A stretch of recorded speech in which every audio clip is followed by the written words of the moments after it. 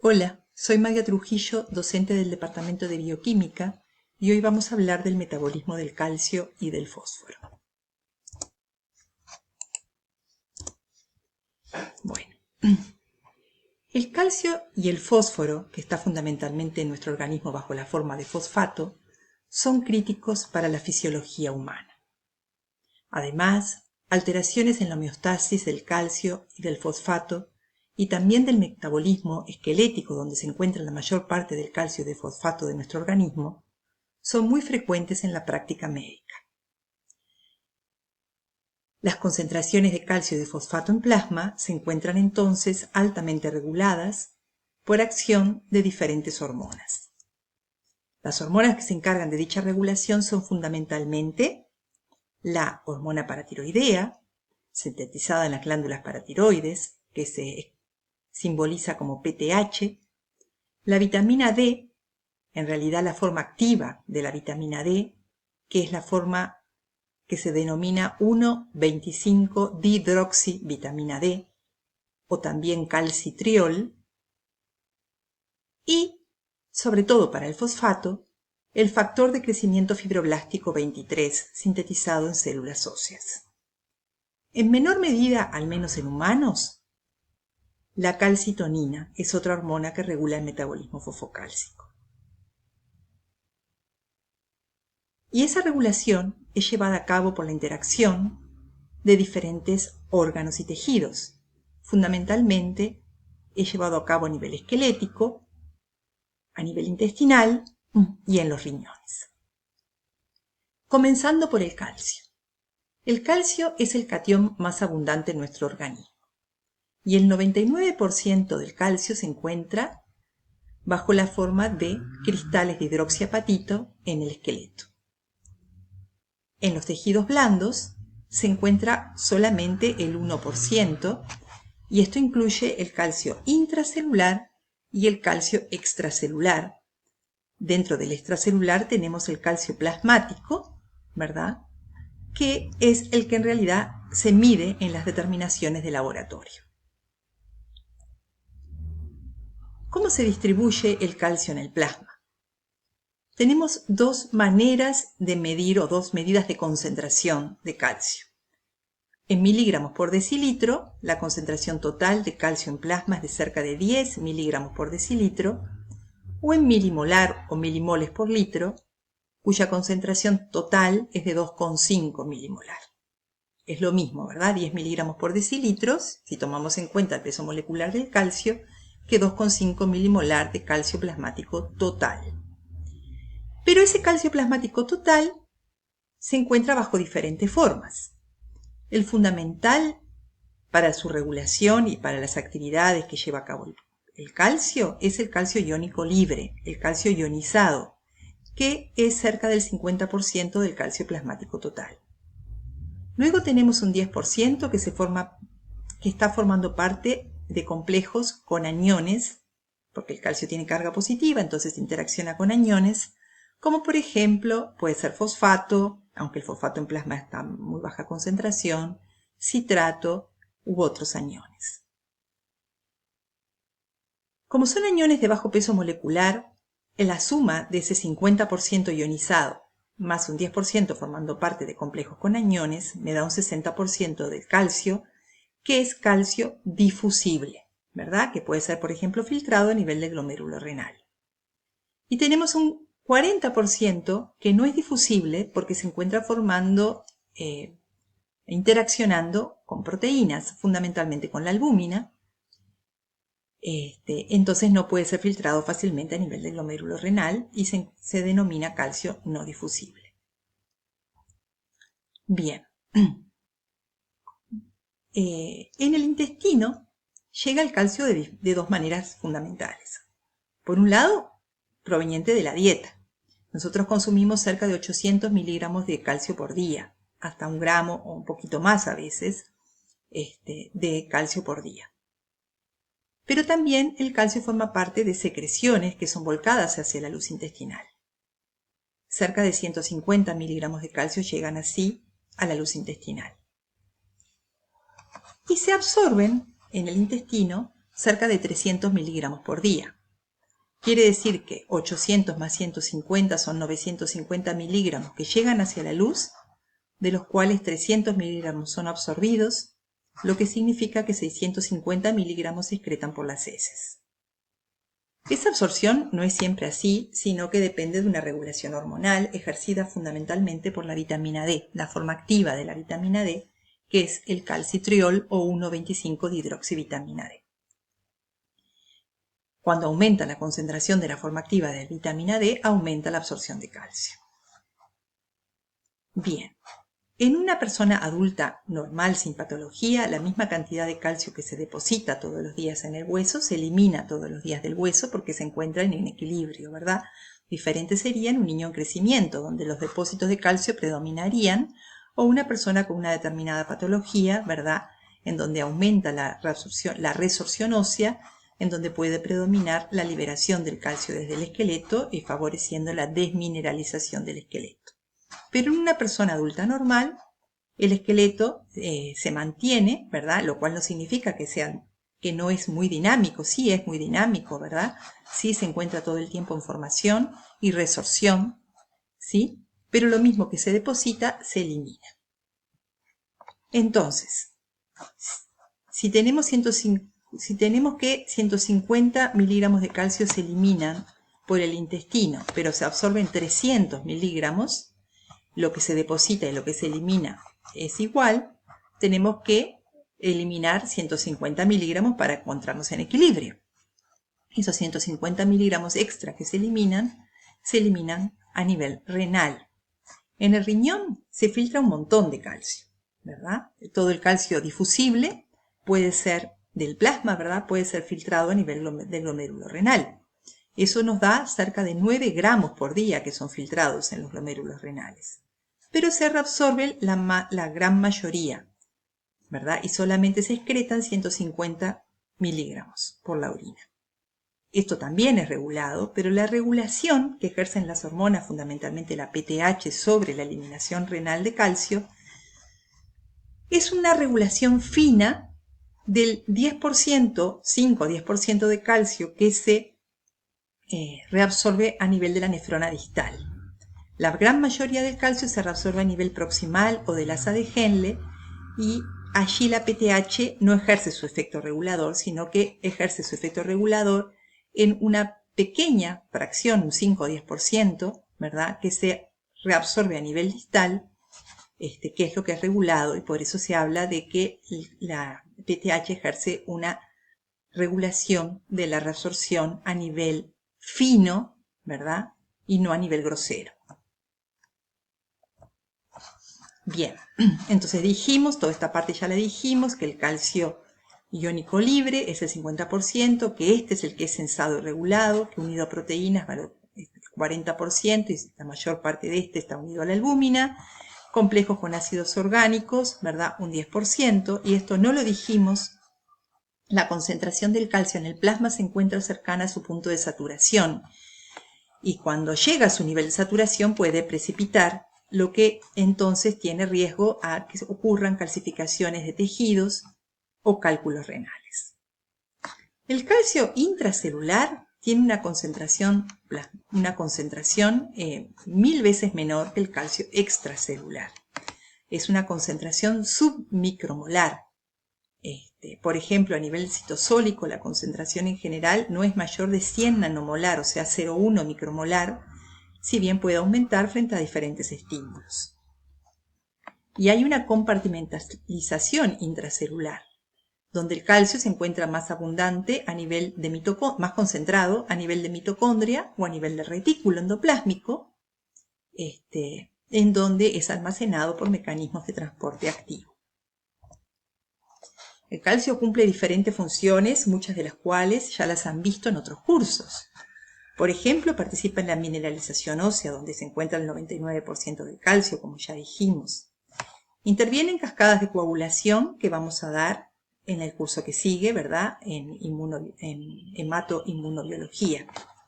Interviene en la regulación de diferentes procesos metabólicos, en la permeabilidad y excitabilidad celular, en procesos de exocitosis. Y ahora vamos a dar un poquito cuáles son los mecanismos por los cuales el calcio logra ser absorbido, resorbido del hueso o reabsorbido a nivel de las nefronas en el riñón. Comenzando por los mecanismos de absorción intestinal de calcio. Intervienen, o sea, el calcio puede ser absorbido por una ruta transcelular que atraviesa las células o una ruta paracelular, es decir, entre células, ¿verdad? Que se esquematiza con esta flecha gris. La ruta entre células es fundamentalmente mediada por un mecanismo de difusión pasivo. La ruta transcelular participan en ella diferentes proteínas cuya expresión es regulada fundamentalmente acá a nivel intestinal por la vitamina D, la forma activa de la vitamina D, que son TRPV6. TRPV6 en realidad es un canal transmembrana selectivo para el calcio.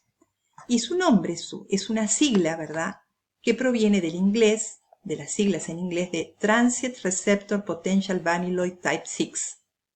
Pero bueno, es un canal transmembrana que es selectivo para el calcio y que se encuentra acá a nivel de la membrana apical. Una vez que ingresa a la célula, el calcio interacciona con proteínas, no se encuentra libre a nivel citosólico, sino que interacciona con diferentes proteínas. Fundamentalmente aquí en el epitelio intestinal es importante esta calvidina, que se llama calvidina D9K por su peso molecular, que es de cerca de 9 kilodaltons. La salida de calcio a nivel de la membrana vasolateral del enterocito es mediada por dos sistemas de transporte. Este EPM, que viene de membrana plasmática, calcium ATPasa 1B, es, como dice su nombre, una ATPasa que bombea calcio hacia el espacio extracelular, que luego va a ingresar al capilar y va a difundir. Y NCX1 es un transportador que transporta calcio en un intercambio con sodio. Son los dos transportadores de la membrana vasolateral que transportan calcio fuera de la célula. Bien, esta absorción depende, la cantidad de calcio, ¿verdad?, que se absorbe va a depender de cuánto calcio es ingerido en la dieta y también de la regulación ejercida en la absorción de calcio por la vitamina D. Que más que una vitamina, como veremos luego, es una hormona liposoluble que tiene receptores intracelulares y que finalmente cambia la transcripción de genes, o activa la transcripción de genes que codifican para las diferentes proteínas que intervienen en el transporte de calcio.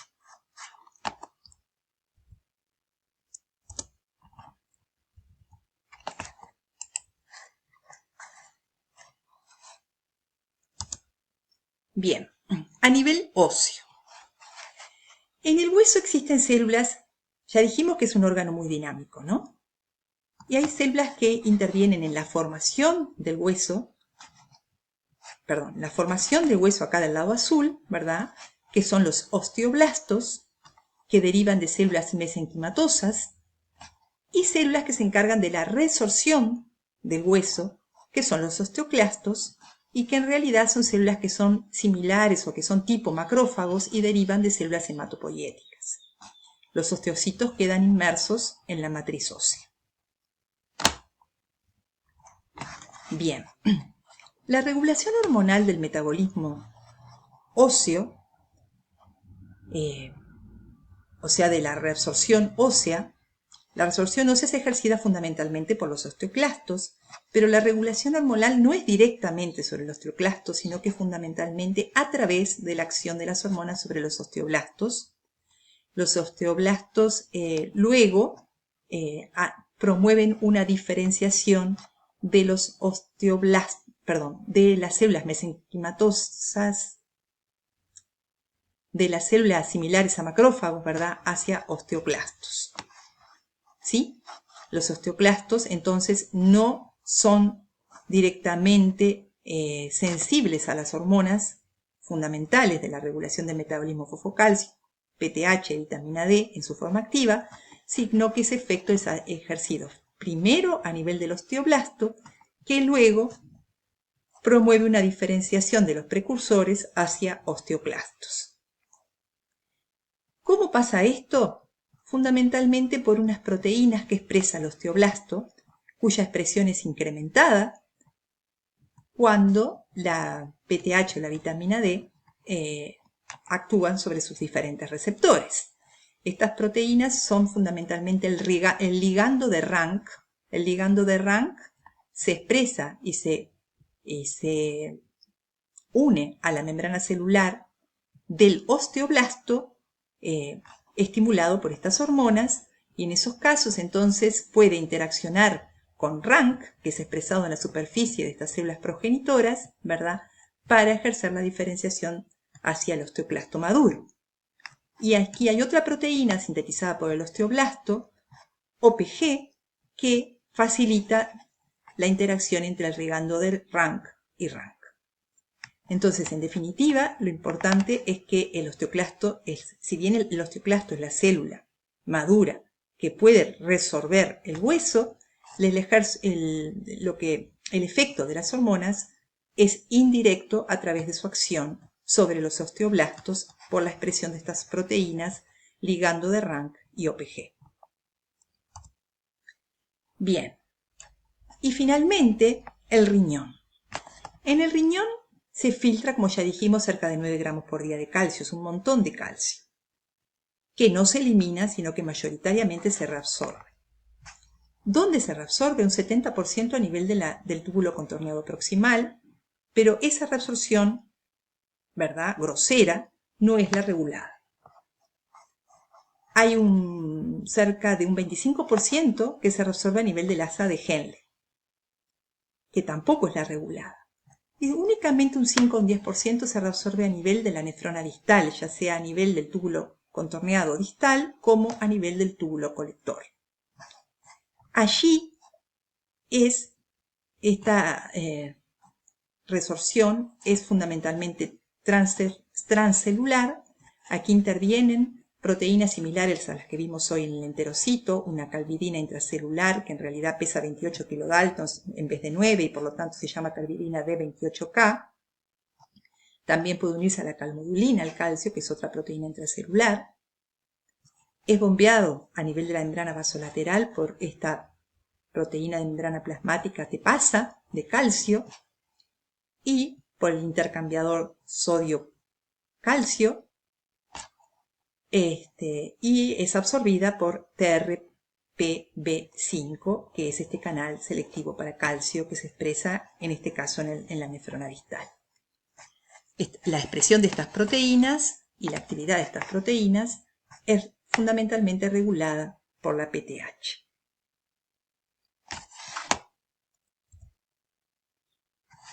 Bien. Ahora llegamos al fósforo. El fósforo se encuentra fundamentalmente formando parte de fosfato orgánico y fosfato inorgánico.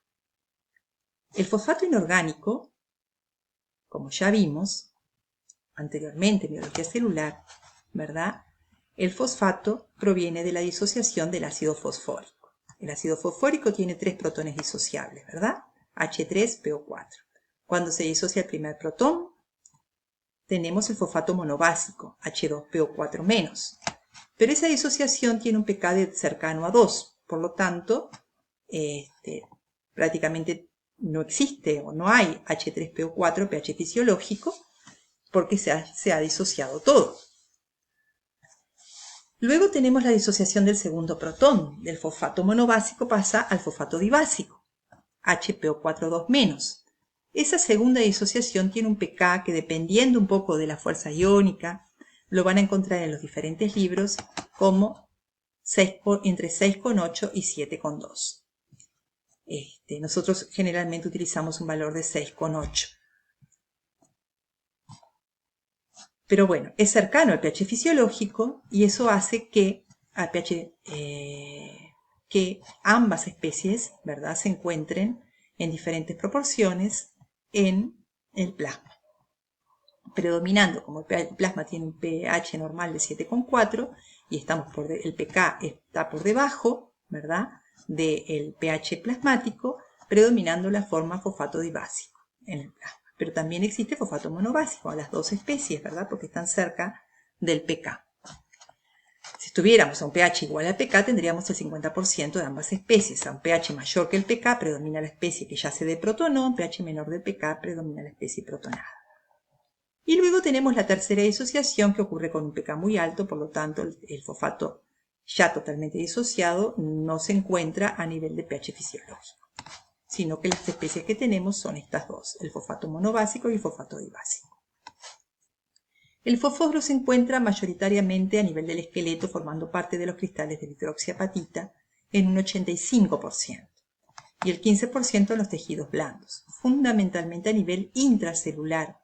En los compartimentos extracelulares como el plasma, el fósforo no es muy abundante. El fósforo plasmático puede encontrarse, por más que no sea muy abundante, existe, ¿verdad? Y puede encontrarse libre en un 55% bajo la forma de fosfato monobásico y fosfato dibásico, unido a proteínas y formando complejos con metales en el otro 45%.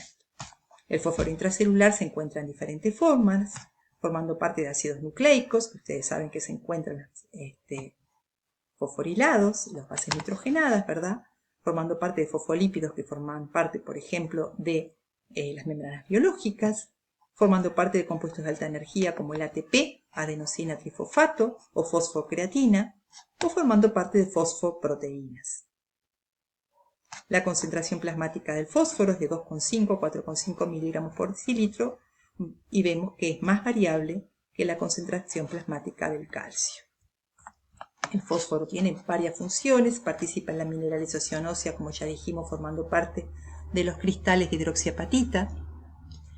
Participa en diferentes procesos metabólicos. Ustedes han visto en metabolismo, por ejemplo, las reacciones donde la moneda energética, por ejemplo, es el ATP, ¿verdad? Y se puede liberar el fosfato bajo la forma de fosfato inorgánico, o se puede liberar pirofosfato en otros casos, o sea, dos moléculas de fosfato unidas covalentemente.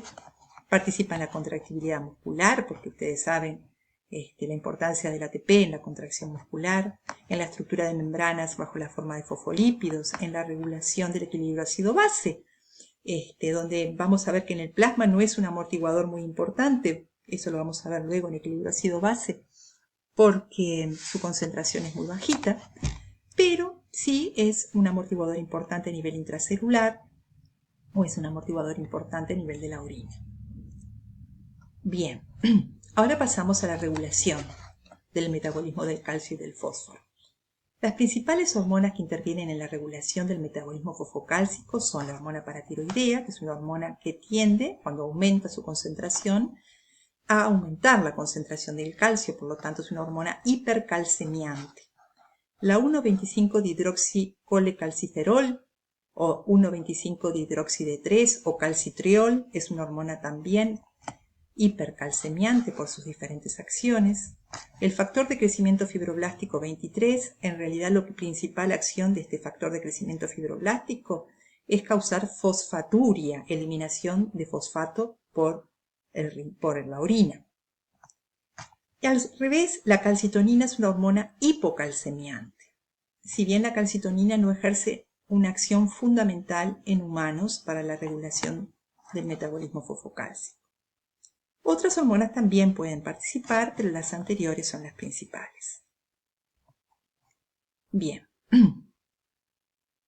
acá tenemos un esquema general de la regulación y la regulación se ejerce fundamentalmente, como lo vamos a ver ahora, en particular para cada una de las hormonas, a nivel del intestino delgado por la absorción de calcio y de fosfato, a nivel del hueso por la resorción ósea y a nivel del intestino fundamentalmente actuando a nivel del calcio, del ese 10% de calcio que se reabsorbe a nivel de la nefrona distal.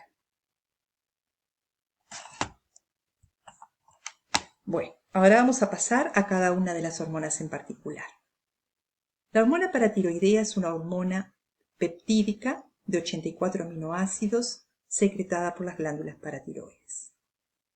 y es el principal factor regulador de la concentración plasmática de calcio.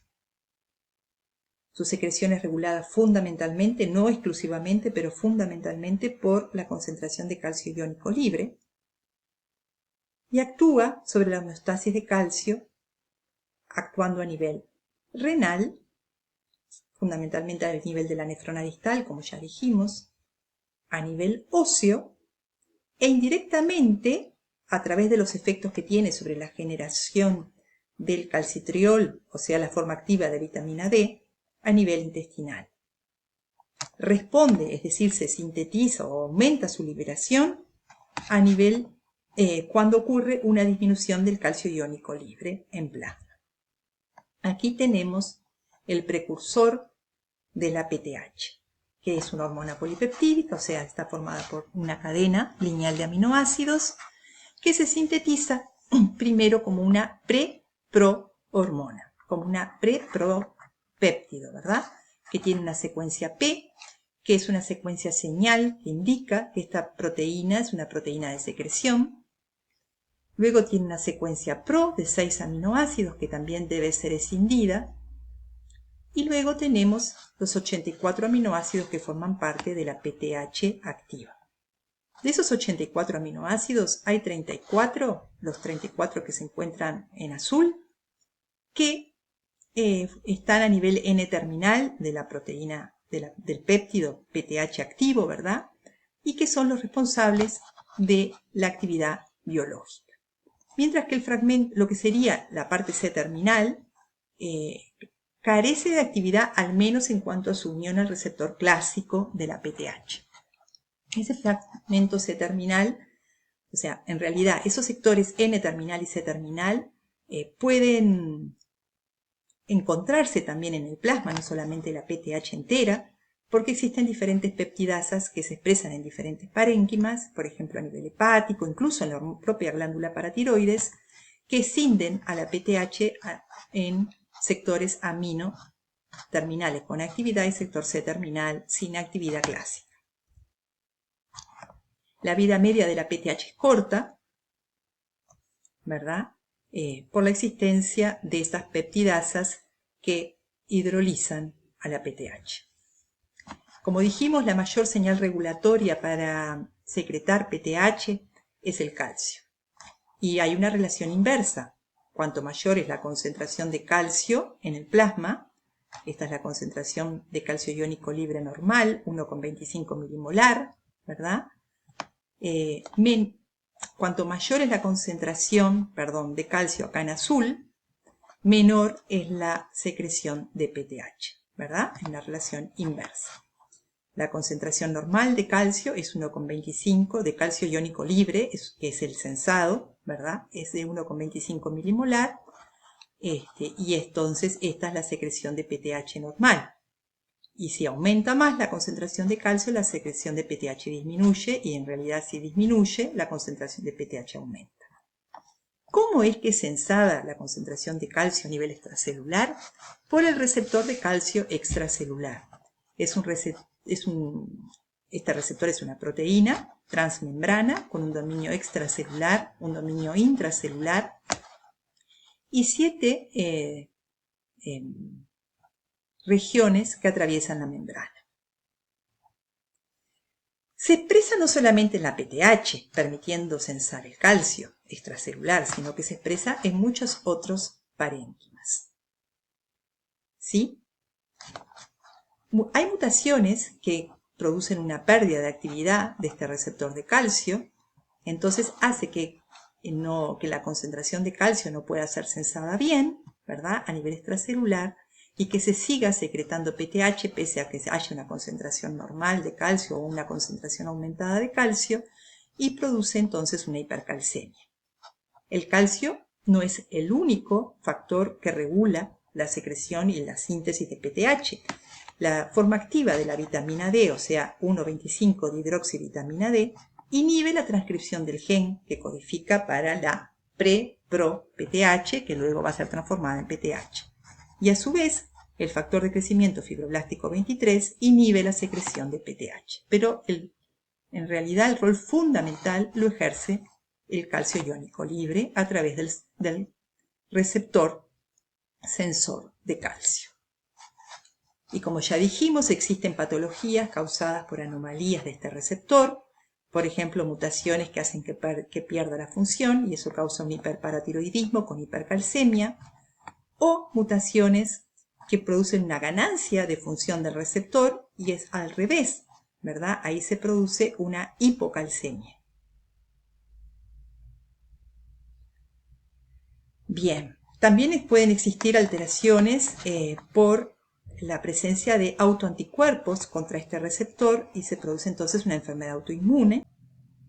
Regulación de la síntesis y liberación de PTH por las células de las paratiroides. Acá este es un esquemita donde muestra todo, ¿verdad?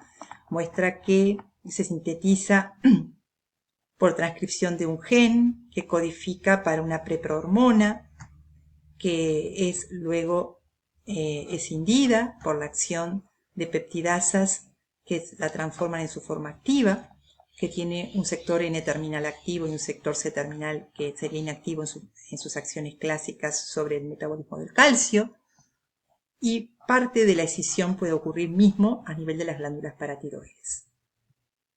La forma activa de la PTH es secretada y esa secreción de PTH activa es inhibida cuando aumenta la concentración de calcio extracelular que es sensada por el receptor sensor de calcio, ¿sí? Que inhibe entonces la secreción de PTH cuando hay mucho calcio. A su vez, hay una regulación por la vitamina D en su forma activa, la 1,25-dihidroxivitamina D, que actuando sobre el receptor intracelular de vitamina D, inhibe la transcripción del gen. Y el factor de crecimiento fibroblástico 23 también tiene receptores, es una hormona peptídica, tiene receptores a nivel de la membrana, e inhibe entonces la secreción de PTH en su forma activa. El mecanismo de acción de la PTH es una hormona peptídica, entonces tiene receptores de membrana porque es una hormona hidrosoluble. El receptor se llama receptor de PTH, pero también receptor de péptido relacionado a la PTH. ¿Por qué? Porque une con una afinidad muy similar tanto a la PTH como a una proteína relacionada a la PTH, que no es sintetizada por las glándulas paratiroides, sino que es sintetizada fundamentalmente por células tumorales. La proteína relacionada a la PTH es el mediador humoral principal de la hipercalcemia que acompaña algunos cánceres. ¿Y por qué? Porque puede unirse se sintetiza mucho en las células cancerosas, en algunos tipos de células cancerosas, y se une al receptor de PTH como si fuera la PTH y hace que ejerza las funciones que normalmente tiene la PTH de aumentar la concentración de calcio. Entonces produce una hipercalcemia. Este receptor es un receptor acoplado a proteína G, el receptor que puede unir PTH o péptido relacionado a la PTH. Y esas proteínas G son de dos tipos. Una proteína G estimuladora que estimula la adenilato ciclasa promoviendo la síntesis de AMP cíclico y una proteína GQ que lo que hace es activar a la fosfolipasa C promoviendo entonces la generación de IP3 y de diacilglicerol con activación de la proteinquinasa C y liberación de calcio desde el retículo endoplásmico, aumentando la concentración de calcio en el interior celular. Ese aumento de la concentración de calcio o ese aumento del AMP cíclico median los efectos de la PTH como mensajeros intracelulares, y cuánto va por cada una de las rutas depende un poco de dónde se expresa este receptor de PTH.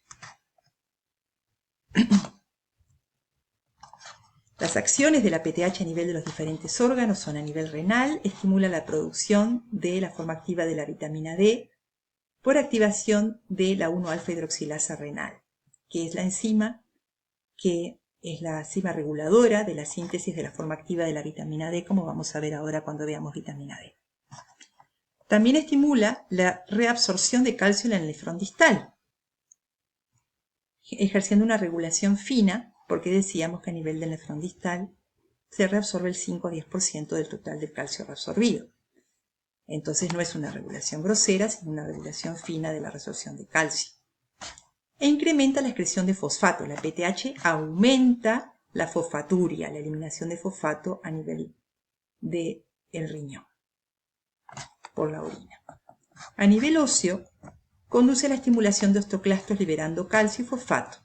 Esto lo hace a nivel, lo hace indirectamente, ¿verdad? Como ya decíamos, actúa a través de la generación del ligando de Rank en el osteoblasto. Y a nivel intestinal, la acción es fundamentalmente indirecta a través del incremento de la forma activa de la vitamina D, 1,25-dihidroxicolecalciferol o calcitriol. Bueno, entonces es lo que vemos acá.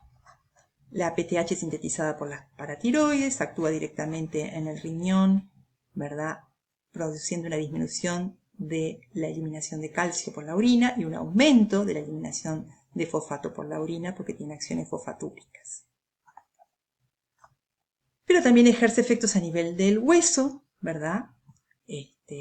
Estimulando en forma indirecta fundamentalmente a los osteoclastos, la resorción ósea, aumentando entonces el calcio en el plasma.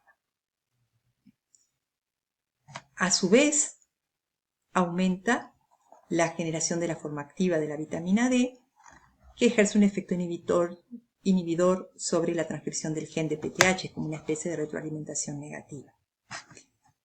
Y que a su vez aumenta la absorción de calcio y de fosfato en el intestino. O sea que el efecto de las PTH en el intestino es indirecto. Bueno, esto es lo mismo, un poquito más de lo mismo. Y bueno, para finalizar con PTH, tenemos que existen patologías propias de la glándula paratiroides que causan un aumento de producción no controlada de la PTH, es el hiperparatiroidismo primario, en donde la PTH se produce en forma independiente de la concentración de calcio, lo que produce una hipercalcemia, un aumento de la PTH, ¿verdad? Y un aumento de la calciuria, presencia de calcio en orina elevada, por el aumento de la concentración de calcio plasmática.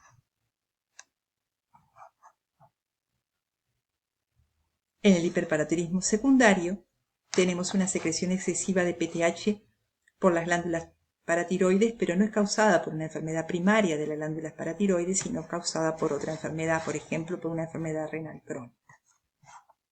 Es muy frecuente que enfermedades renales crónicas cursen con un hiperparatiroidismo secundario. Y entonces con una desmineralización ósea. Bien. Otra hormona que interviene en la regulación del metabolismo fosfocálcico es la vitamina D. Este señor, Frederick Gowland Hopkins, ganó el Premio Nobel de Medicina en 1924 cuando se dio cuenta de que el raquitismo, ¿verdad?, una enfermedad que afecta a los niños y que causa deformaciones óseas, es causada por la falta de algún factor presente en la alimentación. El raquitismo era muy frecuente en los siglos XIX y el siglo XX, sobre todo en los niños de las grandes ciudades, por alteración que tenían una pobre alimentación y además una baja exposición a la luz solar. Cuando se combinan estas dos cosas, se produce una alteración de la mineralización ósea que produce entonces estas deformaciones de los huesos, fundamentalmente de los huesos largos.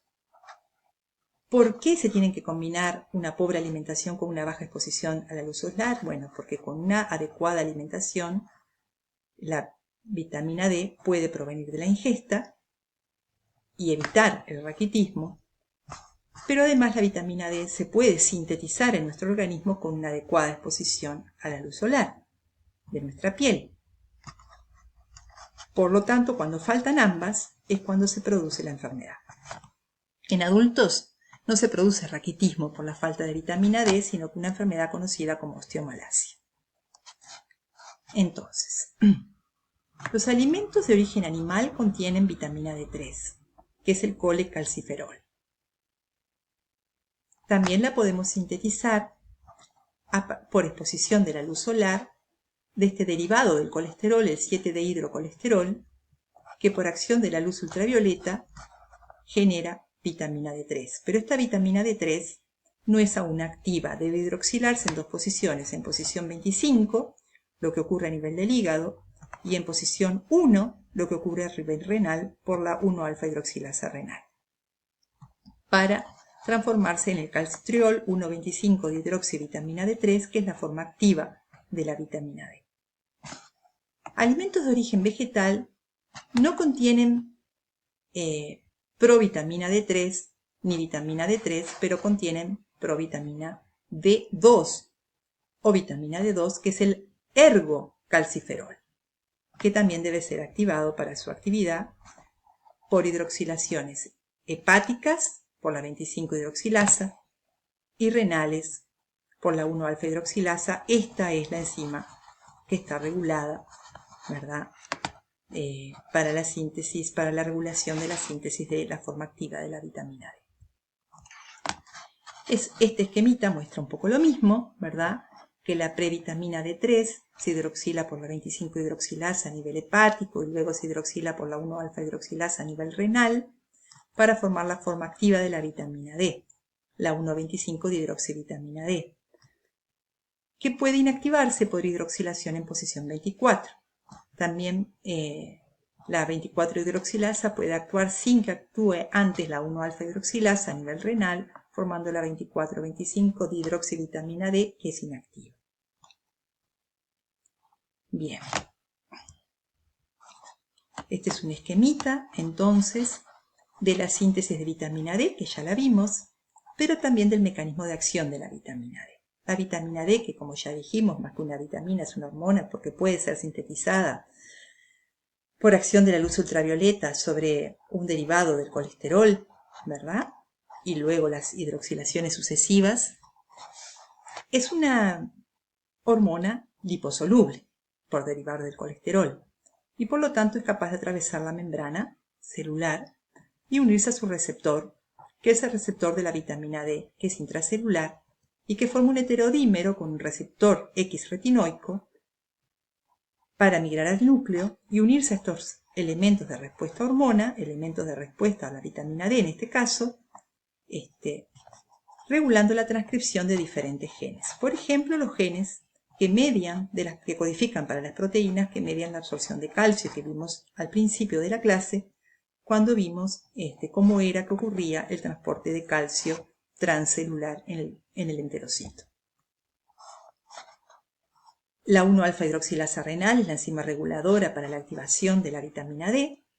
Se sintetiza, ocurre o se expresa a nivel renal y es estimulada por la PTH y es estimulada frente a disminuciones de la concentración de calcio y de fosfato.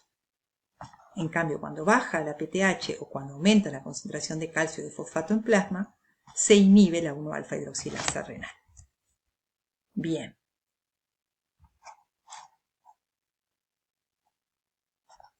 La síntesis ya la nombramos. ¿Cuáles son las acciones de la vitamina D a nivel renal? Acá se aumenta la reabsorción tanto de calcio como del fosfato. ¿Se acuerdan que la PTH tenía una acción de aumentar la reabsorción de calcio, pero aumentaba la eliminación de fosfato causando fosfaturia? La vitamina D no, la vitamina D aumenta la expresión de proteínas que participan en el transporte tanto del calcio como del fosfato, aumentando la reabsorción de calcio y de fosfato. A nivel óseo sus efectos son complejos, pero en general aumenta la resorción ósea por estímulo indirecto de los osteoclastos, pero también favorece la mineralización, porque se acuerdan que decíamos que el raquitismo, que es una enfermedad que causa desmineralización, es causada por déficit de vitamina D. Es decir, que el efecto en el nivel de los huesos es complejo. A nivel intestinal, aumenta la absorción intestinal tanto de calcio como de fosfato por acción sobre la expresión de las proteínas que participan en la absorción intestinal. La vitamina D no solamente tiene estos efectos que nombrábamos sobre el metabolismo fosfocálcico, sino que ustedes van a encontrarse en la literatura con las funciones no clásicas de la vitamina D. Y estas funciones neoclásicas son funciones que tienen que ver con la inmunidad, tiene un efecto que estimula la inmunidad, la vitamina D, y además inhibe la proliferación de células cancerosas.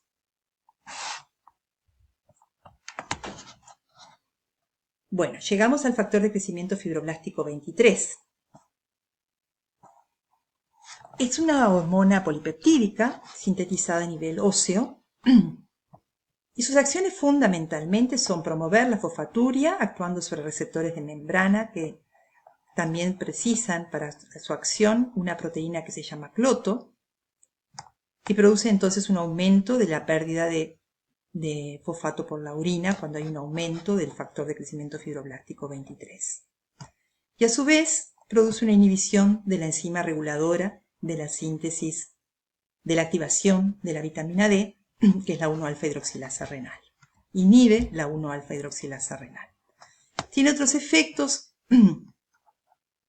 que son un poco menos notorios, ¿verdad? Como por ejemplo la inhibición de la acción de la síntesis de PTH por la paratormona, ¿verdad? Pero estos dos efectos de inhibir la 1-alfa-hidroxilasa y de inhibirla y de promover la fosfaturia son los efectos fundamentales del FGF23. Y por último, la calcitonina es secretada por las células C parafoliculares de la tiroides, es una hormona peptídica que actúa a través de mecanismos dependientes de AMP cíclico, uniéndose a receptores de membrana acoplados a proteína G, y lo que hace es reducir la actividad de osteoclastos y disminuir la reabsorción renal de calcio, o sea, aumentar la eliminación de calcio. Entonces, cuando hay un aumento de la concentración de calcio, aumenta la calcitonina, disminuye la reabsorción de calcio, disminuye la actividad de los osteoclastos y la concentración de calcio vuelve a bajar. Sin embargo, su rol en fisiología humana es discutido, ya que no hay manifestaciones claras por déficit o exceso de formación de generación de calcitonina. Sin embargo, a nivel terapéutico se han utilizado análogos a la hormona para el tratamiento de la osteoporosis. Es decir, que bueno, el conocimiento de las acciones de la calcitonina también es importante, al menos por estas acciones terapéuticas.